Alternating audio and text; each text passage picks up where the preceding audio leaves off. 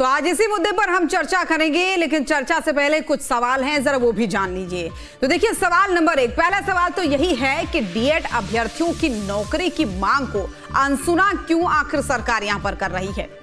अगला बहुत ही महत्वपूर्ण सवाल ये कि छत्तीसगढ़ में सहायक शिक्षकों की भर्ती में देरी के पीछे की असल वजह क्या है। क्या कोर्ट के निर्देशों के बावजूद छत्तीसगढ़ सरकार क्यों भर्ती में देरी कर रही है। अनशन पर बैठे युवाओं से संवाद के लिए कोई गंभीर पहल अभी तक क्यों नहीं सरकार की तरफ से की जा रही है। क्या राजनीतिक खींचतान में युवाओं के भविष्य से खिलवाड़ कर रही हैं पार्टियां। तो ये वो तमाम सवाल हैं जो आज इस चर्चा का मुख्य केंद्र रहेंगे। तो इसी पर तमाम मेहमान हमारे साथ जुड़ रहे हैं चर्चा के लिए। सबसे पहले परिचय उनका आपसे करवा देती हूं। तौकीर रजा जी, प्रवक्ता बीजेपी के तौर पर हमारे साथ जुड़ रहे हैं। अभिमन्यु मिश्रा जी, प्रवक्ता कांग्रेस के तौर पर हमारे साथ जुड़ रहे हैं। के शर्मा, वरिष्ठ पत्रकार के तौर पर आप हमारे साथ जुड़ चुके हैं। राजेंद्र सिंह जी जुड़ रहे हैं, उप प्रांताध्यक्ष शिक्षक फेडरेशन के। तो आप सभी मेहमानों का बहुत बहुत स्वागत है। सबसे पहला सवाल तौकीर रजा जी आपसे ही करना चाहूंगी, जो बहुत जायज भी रहेगा। देखिए, 27 दिन इस आमरण अनशन को हो चुके हैं, बीमार भी हो रहे हैं अभ्यर्थी। लगातार एक ही मांग है कि भाई भर्ती करवाइए, छठी लिस्ट क्यों नहीं निकल रही है। उधर आज कांग्रेस का समर्थन भी मिलता है, उनकी तरफ से भी तमाम आप पर जो है आरोप लगाए जाते हैं। तो अब कहां दिक्कत आ रही सर, क्यों नहीं निकाली जा रही हैं ये भर्तियां। आप सभी को, आपके दर्शकों को मेरा नमस्कार। देखिए, भर्तियों की बात करें तो ये जो डीएड शिक्षक है और बीएड की शिक्षक की बात थी। देखिए, सुप्रीम कोर्ट के समय से जो इनके खिलाफ जो मामला आया था, उसके बाद से आपने देखा पूर्ववर्ती सरकार की सारी गड़बड़ियां थी। 2023 में जो भर्ती हुई थी, जिसपे बैन लगा दिया था कोर्ट ने, फिर भी हमारी सरकार ने उसको बाकायदा उसके लिए लड़ा भी और उसके लिए एक नया नियम बनाते हैं। उसमें से लगभग 2500 से ऊपर के शिक्षक थे, जिसमें से हमारे 1300 के आसपास की शिक्षकों की प्रयोगशाला परिचायक में जो है भर्ती की थी। तो ये हमारी सरकार की संवेदनशीलता थी, इनकी गलतियां थी। इन्होंने राहुल गांधी को खुश करने के लिए जो है अपना नियमों में हेर फेर करके इस प्रकार से काम किया था, और जिसको कोर्ट ने जो है त्वरित कार्रवाई करते हुए टिप्पणी भी की थी और उसमें प्रतिबंध भी लगाया था।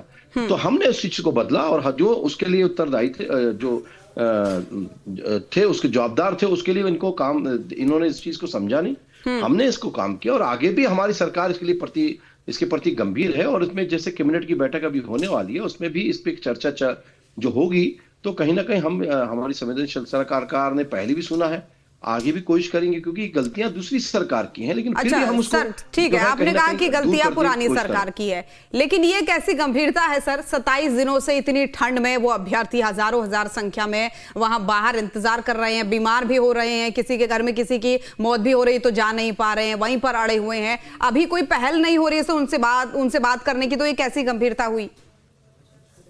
नहीं, गंभीरता कैसे नहीं हुई। गंभीरता अगर नहीं थी तो उसके पहले जो है आपने देखा कि हमारी सरकार ने सुना, मैंने पहले कहा कि सरकार ने भर्ती ली, पूर्ववर्ती सरकार की खामियाजा जो है हमको भुगतना पड़ा। फिर भी उसके बाद भी हमने अभी भर्ती निकाली थी, उसमें भी इन लोगों में से कुछ लोग शामिल हुए थे। आपको बता दूं, इसमें से जो इनका रैंक आया था लगभग 11000 से नीचे आया था, जो 11000 के अंदर आना चाहिए था कम से कम। तो उसमें से कुछ लोगों का आया, तो जो भर्ती हो भी गए और कुछ बचे हैं। तो अब ठीक है, अभी चल रहा है उसका मामला। हम उसके प्रति जो है जवाबदार जो है अपनी जगह है, जो जवाबदार थे वो तो चले गए, लेकिन अब उसके बाद अपनी राजनीति रोटी सेकना के लिए उस प्रकार से उनको उकसाना या इस प्रकार से भड़काना, ये शोभा नहीं देता। लेकिन सर, वो तो आपकी तरफ उंगली उठा रहे हैं, वो कह रहे हैं कि आपने ये वादा किया उन अभ्यर्थियों से, उन लोगों से, तब आप सत्ता में आए, और अब आप जब आ चुके हैं तो फिर आप उसको पूरा नहीं कर रहे। कांग्रेस वाले तो आप ही पे ये उल्टी बात कह रहे हैं। देखिए साहब, आप कांग्रेस को तो खैर शोभा नहीं देता सवाल पूछने का, ना उसको अधिकार है, क्योंकि गलतियां उनकी थी। हमने वादा किया था, हमने निभाया, बोल तो दिया। जो उसके लिए जितनी हम उसकी जो प्रयोगशाला परिचायक में जो भर्ती लेनी थी, हमने उसमें लिया है। हमने ऐसा तो नहीं है किसी को बिल्कुल ना सुना हो। जो उसके लिए लायक थे, जो एबिलिटी उनके में थी, उसके हिसाब से भर्ती ले ली गई है। अब जो बची है उनको भी हम लेंगे। हमारे प्रयास रहते हैं कि ऐसा क्या करें, इसके लिए भी उसके रास्ते निकाले जा रहे हैं, और उसमें बैठक जब होगी कैबिनेट की, तो उसमें जरूर कोई ना कोई रास्ता निकलेगा, मुझे ऐसे आशा है। चलिए ठीक है, मैं लौटूंगी आपके पास। ओपनिंग रिमार्क ये था। अभिमन्यु मिश्रा जी, प्रवक्ता कांग्रेस के तौर पर जुड़े हैं। अभिमन्यु जी, अगला सवाल मेरा आप ही से है। बीजेपी वालों का कहना है कि आपने राजनीतिक रोटियां सेकी, आपकी गलतियों को हमने सुधारा है, उसका खामियाजा हमें भुगतना पड़ा है। अभी भी जो हमने पहले भर्तियां की थी वो जो है क्वालिटी के आधार पर की थी, योग्यता के आधार पर की थी, आगे भी हम वही करेंगे। जी, सबसे पहले तो नमस्कार आप सभी को, आपके दर्शकों को। और देखिए, फिर से वही घिसा पिटा गैर जिम्मेदाराना जवाब भारतीय जनता पार्टी के प्रवक्ता की तरफ से, इनकी गलती, इनका समय। अब देखिए, मैं थोड़ा सा आपको स्पष्ट रूप से इस बात को समझा देता हूँ। हमारे समय में भर्तियां की गई थी, 2023 में जून में भर्तियां हुई थी। उसमें नीतियों में कुछ ना कुछ उसमें त्रुटियां थी, जिस वजह से वो मामला कोर्ट में अटका। तो ये भी देखने का विषय हुआ कि नीतियां कब की थी, लेकिन चलिए ठीक है, मामला कोर्ट में अटका, कोर्ट से आदेश आ गया। कोर्ट से आदेश आने के बाद कहा गया कि जो भी बीएड शिक्षकों को भर्ती दी गई है, उनको हटा करके आप डीएड शिक्षकों को भर्ती दें। सिंपल सा मामला था।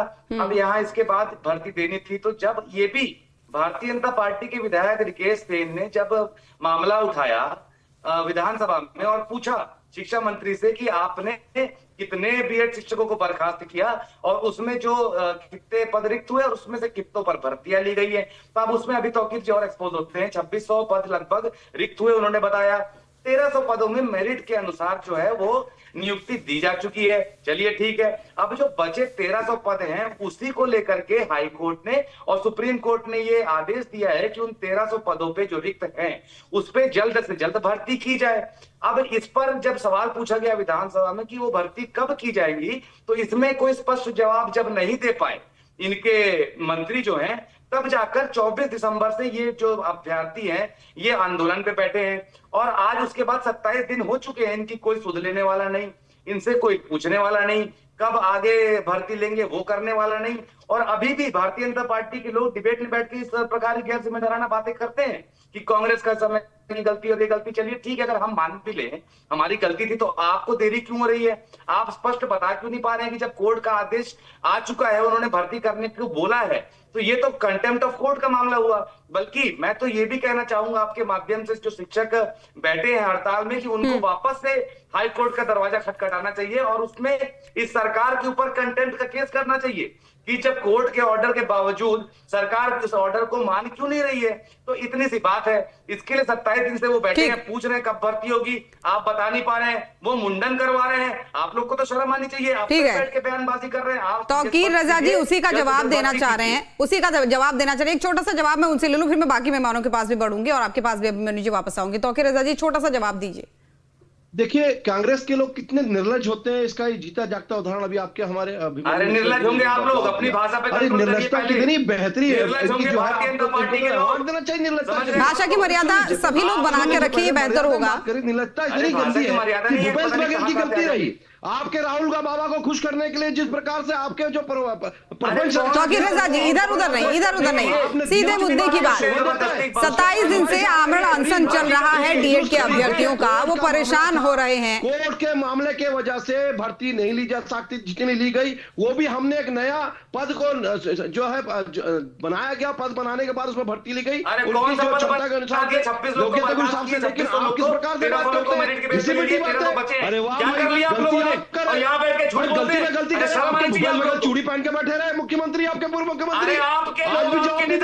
सुनिए तौकीर रजा जी, भाषा की मर्यादा होनी चाहिए। ये कोई शब्द नहीं होता चूड़ी पहन के बैठे हैं, ये सब नहीं, इस तरीके की बातें बिल्कुल बर्दाश्त नहीं होंगी। लेकिन आपकी निर्लजता कितनी गंदी है। दोनों ही पार्टी के प्रवक्ता अपनी भाषा की मर्यादा को बनाए रखें, ये बहुत जरूरी होगा, क्योंकि लोग आपको सुन रहे हैं। छत्तीसगढ़, मध्य प्रदेश की जनता आपको सुन रही है। लेकिन ये आपकी भाषा आपकी पार्टी का प्रतिनिधित्व करती है। आप ये बताइए कि ये निर्लजता है कि नहीं। आप घिसी पिटी जो है काम कर रहे हैं, घिसे पिटे क्या? हमने काम करके दिखा दिया, हमने 1300 भर्ती ले ली, ये क्या घिसा पिटा है? गलती आपने करी। चलिए ठीक, जो शिक्षा मुद्दा रहा, जो उसके बाद आज हड़ताल पे है और आपके समय भूल के लगता है, औरतें मुंडन कराती रही, लेकिन आपके कितना गंभीर मुद्दा है सर, थोड़ा गंभीर इस पर चर्चा हो तो कितना बेहतरीन हो जाएगा। पर वही है ना कि न भाषा की मर्यादा, और फिर आप लोग टॉपिक को भी इधर से उधर कर देते हैं। मैं लौटूंगी आपके पास, और भी मेहमान हमारे साथ बने हुए। के शर्मा जी, आपके पास आना चाहूंगी।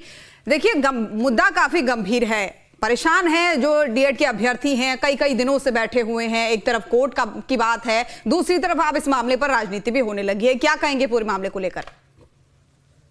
निश्चित रूप से पूरा मामला गंभीर मामला है और यदि इसको देखें तो एक तो बेरोजगारी का एक बड़ा मामला बनता है, दूसरी सरकार की संवेदनशीलता को भी मामला बनता है, और राजनीति जिस ढंग से प्रवेश हो गया वो भी एक विषय है, और चौथा है घोषणा और वादे। जो मोदी की गारंटी में 57,000 शिक्षक भर्ती का जो वादा किया गया था उसकी क्या स्थिति है, ये एक बड़ा सवाल है। इसके साथ ही बेरोजगारी एक चुनाव में मुद्दा था। 1 लाख भर्ती का वादा मोदी की गारंटी में किया गया था। अब इसमें भर्ती को लेकर आता है, निश्चित रूप से पूर्ववर्ती सरकार के दौरान जिन पदों पर डीएड अभ्यर्थियों की भर्ती होनी थी वहां पे बीएड वालों की भर्ती कर दी गई। कोर्ट के निर्देश के बाद इन्हें बर्खास्त किया गया, इनको विज्ञान प्रयोगशाला में इनकी नियुक्ति दी गई। अब जो पद रिक्त हैं उनको भर्ती के लिए बात हो रही है, तो यहाँ पे जो बात कहा जा रहा है कि आज अभी नहीं तो कब वाली जो बात कही जा रही है, तो कहने का तात्पर्य ये है कि क्या जो दीपक बैज जी कर रहे हैं वो स्पष्ट होना चाहिए। क्या पैसे की कमी के कारण है, क्या चुनाव के अंतिम वर्ष में करेंगे? एक पारदर्शिता के साथ सरकार की ओर से जवाब आना चाहिए, और इनसे निश्चित रूप से सरकार की एक प्रतिनिधिमंडल मिलना चाहिए, और जो वास्तविक स्थिति है उससे अवगत कराने की आवश्यकता है कि इन पदों पर भर्ती कब की जाएगी, कितना इंतजार करना पड़ेगा। और कोई भी आंदोलनकारी ये नहीं चाहता कि इसमें राजनीति प्रवेश करे जिसके उसके आंदोलन को नुकसान पहुंचे।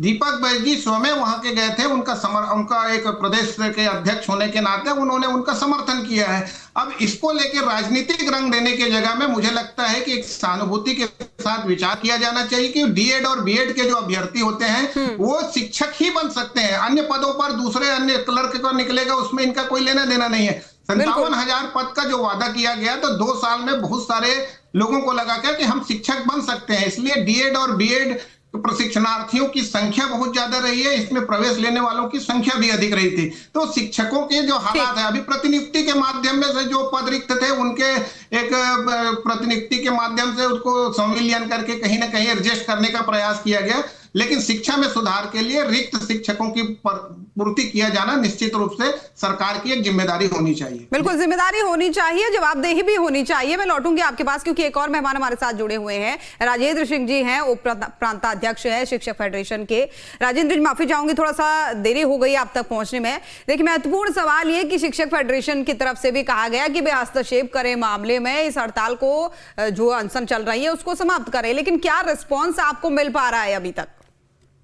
मेरा केवल इतना निवेदन था कि आज 27 दिन से ये आंदोलन हमारे युवा साथी कर रहे हैं, तो शासन को सबसे पहले इनसे संवाद करना था। अगर उनके पास कुछ इसका समाधान था तो इसका संवाद होना था बच्चों से।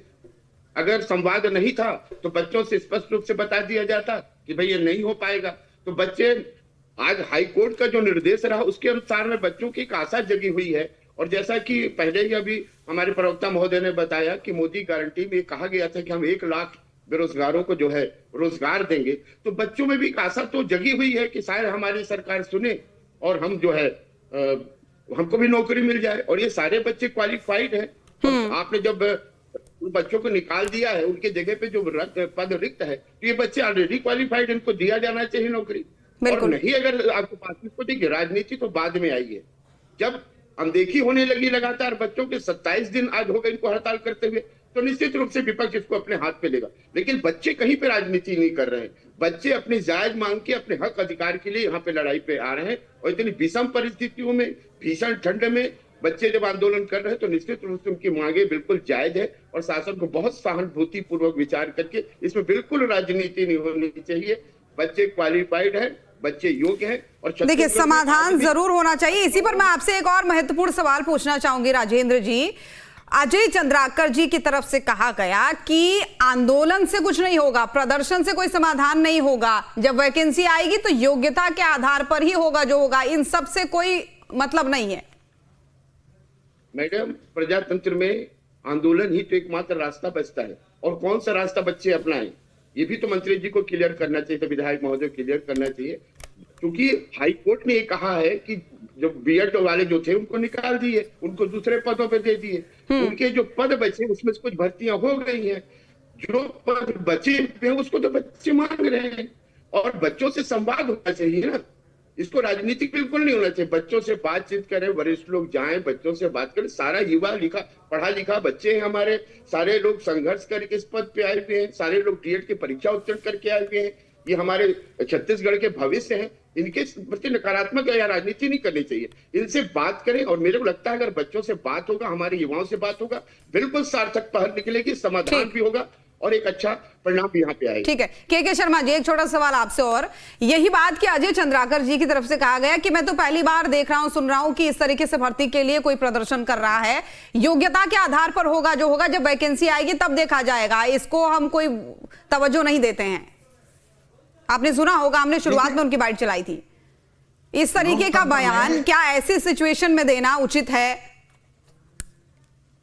अजय चंद्राकर जी को चाहिए, एक जन लोकप्रिय विधायक है और पूर्व मंत्री हैं, तो जाके इन आंदोलनकारियों से आमने सामने बात भी कर सकते हैं। उनकी समस्या जो बात कह रहे हैं वो वहां जवाब में आ जाता। और महत्वपूर्ण बात इसमें देखिए तो मेरिट के आधार पर क्या नियुक्ति होगी या नए सिरे से भर्ती होगी, इसमें सवाल ये उठता है। बीएड वालों को जब आपने हटा दिया, बर्खास्त कर दिया, जो रिक्त पद है, तो उस समय जो मेरिट लिस्ट में थे उनकी नियुक्ति करेंगे या नए सिरे से फ्रेश नियुक्ति करेंगे, ये भी सरकार की ओर से स्पष्ट होना चाहिए। नहीं, उनकी तरफ से कहा जब वैकेंसी आएगी तब फॉर्म भरिएगा और तरीके से आइएगा। इसीलिए मैं कह रहा हूं कि वैकेंसी के आधार पे होगा। तो बीएड अभ्यर्थियों को आपने निकाला है, तो वो जो रिक्त पद हैं, वो जो मेरिट के आधार पर पहले परीक्षा दे चुके हैं, जिन डीएड वालों को उसमें आना चाहिए था, उनकी क्या स्थिति बनेगी? यदि नए सिरे से होना है तो कब आएगा? जैसे विधानसभा में शिक्षा मंत्री का जवाब आया, समय सीमा नहीं बता सकते, तो समय सीमा ही तो महत्वपूर्ण है। आज तो भाजपा हर चीज में नक्सली समस्या समाप्ति के लिए समय बता रहे हैं, तो इस भर्ती के लिए कब निकलेगी, किस विभाग में कितने पद रिक्त हैं, ताकि बेरोजगार जो है, पढ़े लिखे शिक्षित बेरोजगार उस दिशा में आगे बढ़े और उसके लिए तैयारी करें, जो पद है उसके लिए। जी तौकीर रजा जी क्या जवाब देंगे कि भाई बात तो कीजिए, एक बार उनसे मुलाकात तो कर लीजिए, बयानबाजी तो होती रहेगी, एक बार उनसे मिल तो लीजिए, बात तो कर दीजिए, बता तो दीजिए उनको स्पष्ट, यही सब कह रहे हैं। नहीं, हमारी तरफ से कोई बयानबाजी नहीं हो रही है। कोर्ट की तरफ से जो है नियुक्तियां रद्द की गई थी और कोर्ट की तरफ से नियुक्तियां रद्द नहीं, चंद्राकर जी ने जो कहा था, चंद्राकर जी ने जो कहा था उस पर कहा जा रहा है, उन्होंने कहा कि ये कोई तरीका नहीं होता है, जब वैकेंसी आएगी उस हिसाब से आप फॉर्म भरिएगा तब आइएगा, ये कोई प्रदर्शन का तरीका नहीं होता है। तो दूसरी तरफ वो कहते हैं, फेडरेशन वाले कहते हैं कि भाई क्या हम कौन सा तरीका अपनाएं फिर अपनी बात रखने का। नहीं, मैं वही बताया कि भर्तियां अभी निकली थी और टीटी की जब भर्ती निकली थी तो उसमें परीक्षाएं पास नहीं कर पाए थे, और उसमें से मैंने बताया ना, रैंक जो आया था 11,000 जो है रैंक से नीचे आ गए थे, हमको 11,000 से अंदर वालों को हमको लेना था, तो ये भी हुई थी। दूसरी बात हमने बोल तो रहा हूं मैं कि हमारी सरकार जो संवेदनशील है और इस पे जो है बैठक कैबिनेट में बैठक करके इसका कहीं ना कहीं निर्णय लिया जाएगा और आने वाले समय में इसका कहीं ना कहीं कोई निराकरण किया जाएगा। लेकिन इस प्रकार से अब अगर कोई राजनीति करके आरोप प्रत्यारोप करे, और आज आपके समय की जो राजनीति थी, आपके समय में जो भर्तियां थी, आपने गलत क्यों किया? और जब गलत कर दिया उसके बाद आप सीना चोरी करते हो, तो चोरी और सीना चोरी ये तो दोनों चीजें नहीं चलेंगी ना। तो वो आपने किया है, आपकी गलतियां, हम उसे सुधार रहे हैं। हमने अगर एक भी नहीं सुधारा रहता तो आप बोल सकते थे हमने आधे से ज्यादा सुधारा है, तो आने वाले समय में कुछ और भी सुधारने की कोशिश करेंगे, ये हम इसमें के लिए प्रयासरत है। और एक अभी की सिचुएशन कैसे हैंडल करिएगा? खत्म हो चुकी थी, अभी की सिचुएशन कैसे हैंडल करिएगा? ये भी तो कहीं ना कहीं आपकी जिम्मेदारी बनती है कि भाई प्रदेश के एक हिस्से में इतने बड़ी संख्या में युवा बैठा है, अभ्यर्थी बैठा है, उसको कैसे हल कीजिएगा? मैं वही बता रहा हूं कि 1 साल पहले ये चीज खत्म हो चुकी थी, हमने उसे जो है फिर भी 1 साल तक बनाए रखा। अब जो है आने वाले समय नियम कायदे के हिसाब से हम कहीं ना कहीं इसको नए तरीके से करेंगे। अब उसके लिए जो भी कैबिनेट बैठक में जो निर्णय होगा वो आपके सामने जल्द आ जाएगा। जब इतना सुने तो हम उसके लिए भी जरूर सुनवाई कहीं ना कहीं करेंगे। अब उसको थोड़ा धैर्य रखना चाहिए, इतनी जल्दबाजी करके आंदोलन करके कोई रास्ता नहीं निकल सकता। अब धैर्य ही तो टूट रहा है अभ्यर्थियों का, प्रदर्शन करते करते धैर्य ही टूट रहा है। मैं लौटूंगी आपके पास, बस 1 मिनट रुकिए। अभिमन्यु जी अपना जवाब दे रहे हैं। जी देखिए, बात यहाँ पे सवाल वही है जो वरिष्ठ पत्रकार महोदय जी ने पूछा, हमारे साथ शिक्षक फेडरेशन के प्रतिनिधि जुड़े, उन्होंने वही सवाल पूछा कि एक बार बताना चाहिए कि आप इस पे आपकी अप्रोच क्या है, आप कब तक लेंगे? क्योंकि देखिए कई लोग की एज निकल जाएगी, बहुत सारी चीजें होती है। और जहां तक अजय चंद्राकर जी की बात है, उनको तो पहले ये जानकारी लेनी चाहिए कि जो 1300 पद रिक्त हैं उसमें भर्ती करने के आदेश कोर्ट ने दिए, जो कि उसके आदेश का ना पालन करते हुए भारतीय जनता पार्टी कोर्ट के आदेश की अवहेलना कर रही है। उसी की मांग करने के लिए 27 से बोलो आप भी मत बोलना, बिल्कुल बहुत बदतमीज आदमी है आप। भूल गए? नहीं ठीक है तौकीर जी, आपकी आवाज पूरी बात मैं आराम से सुनता हूँ, जिसके कारण से आज हमको जो है थोड़ा चुप बैठ जाओ, थोड़ा तमीज से बैठ जाओ। ये आपकी भारतीय जनता पार्टी का कार्यालय नहीं है। हमने इतने संवेदनशील विषय में आपके जैसे धोखेबाजी नहीं करते, गोल गोल गोल गोल जलेबी की तरह घुमा जा रहे हैं। और जब हम पूछते हैं तो बीच में बोल रहे हैं। विपक्ष अगर किसी का साथ दे रहा है, टाइम में बैठेंगे तो ये काम नहीं होने वाला। आप राजनीति करते रहिए तो करते रहिए, हमने जो वादा किया उसे अच्छा सा पूरा करेंगे। हमारी भारतीय जनता पार्टी की तो ठीक है, एक बार उन्हें रख लेने दीजिए अभिमन्यु जी को भी बात, अभिमन्यु जी को भी अपनी बात रखने दीजिए। तौकीर रजा जी, लौटूंगी आपके पास, मैंने आपको पूरा समय दिया, तो वो बात नहीं पूरा समय दिया। सिखाई आपने, बात क्यों नहीं बोला कि बीच में मत बोलिए आप, जब मैं बात कर रहा हूं। नहीं, मैंने बिल्कुल बोला हर किसी को टोका, बीच में ना बोले, दूसरे को अपनी बात रखने दे। बोलते थे तब आपकी बात बिल्कुल टोकते हैं सर, बिल्कुल टोकते हैं। हमारा काम ही यही है कि हर किसी की बात लोगों तक पहुंचे। अब आप एक दूसरे को ओवरलैप करेंगे, कैरेक्टर सर्टिफिकेट बांटेंगे, तो इसका कोई मतलब नहीं बनता ना। और खुद बीच में टोके तो कुछ नहीं होता। गजब है सर, आप अभिमन्यु जी बात रखिए अपनी। कहते हाथ पैर जोड़े थे, मुंह मत खुलवाई, ठीक है? नहीं, मुंह खोलिए, आप अपनी बात रखिए ना। आप मुंह मत खोलिए, खोलिए ना, कितना मुंह खोलना है। दाएं बाएं पर बोलिए, मुद्दे पर बोलिए। सच निकालिए। ये पहले चीखना बंद करें, ये पहले जाहिल की तरह चीखना। चलिए ठीक है, नार्को टैक्स कराने के लिए तो उसको सस्पेंड कर दिया। अरे जाहिल है आप लोग। कांग्रेस बीजेपी का ये 36 का आंकड़ा जो है ये अंतहीन बहस है, इसका कोई अंत नहीं है। बहुत धन्यवाद आप सभी मेहमानों का हमारे साथ जुड़ने के लिए, इस खास चर्चा में अपनी अपनी बात रखने के लिए। तो फिलहाल के लिए आपके मुद्दे में मेरे साथ बस इतना ही। न्यूज स्टेट पर खबरें लगातार जारी हैं।